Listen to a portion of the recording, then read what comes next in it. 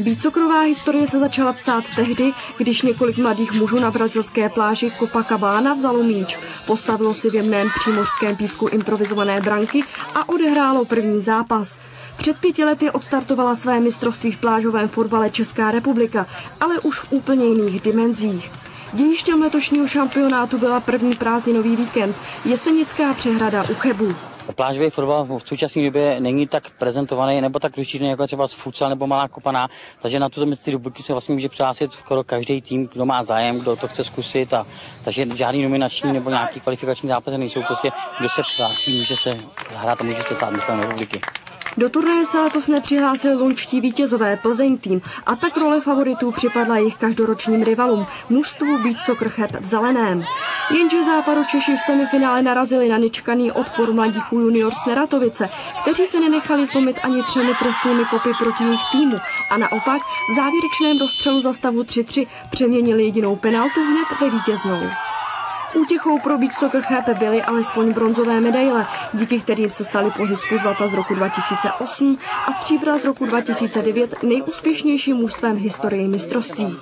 Navíc do týmu putovala i cena pro nejlepšího střelce turnaje. Zklamání, je to velký zklamání od minulého roku. Mohli jsme hrát líp, no, škoda ty penalty. No. Bylo nám důraz asi jako souhry, smůla, no. Měli jsme strašně moc šancí, nevyhráli jsme, tudíž asi jsme nejlepší nebyli, ale mužstvo juniors si to asi zasloužilo, když tam jsou. Prostě jsme nepoměli spoustu šancí, dostali jsme góla 10 sekund před koncem na 3-3 a smůla prostě. Druhým finalistou se po výhře 6-4 nad ŠKPP Oranies stalo mužstvo Beach Polabí a v utkání o titul mělo být rozhodně papírově silnějším soupeřem. I tentokrát zafungovala bojovnost a odhodlání juniors. Outsideri pohání touhou po životním úspěchu střelili po vyrovnaných 2/3 v závěrečném dějství 2 rychlé góly na 6-4 a nasměrovali tým k mistrovským oslavám.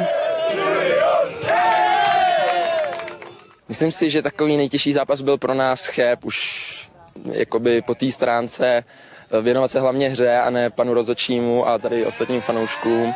Ale určitě i finále bylo velmi těžké, jsme prohrávali vlastně celý zápas, takže pak poslední třetinu jsme to otočili, že jsme určitě rádi za vítězství, že se nám takhle povedlo. Hrajeme ligu, tam se nám nedařilo, teď jsme sestavili slušný tým, kluky musím pochválit, hráli jako fakt výborně, takže nečekal jsem to, čekal jsem, jako, že si dostaneme aspoň do semifinále, ale druhý místo dobrý.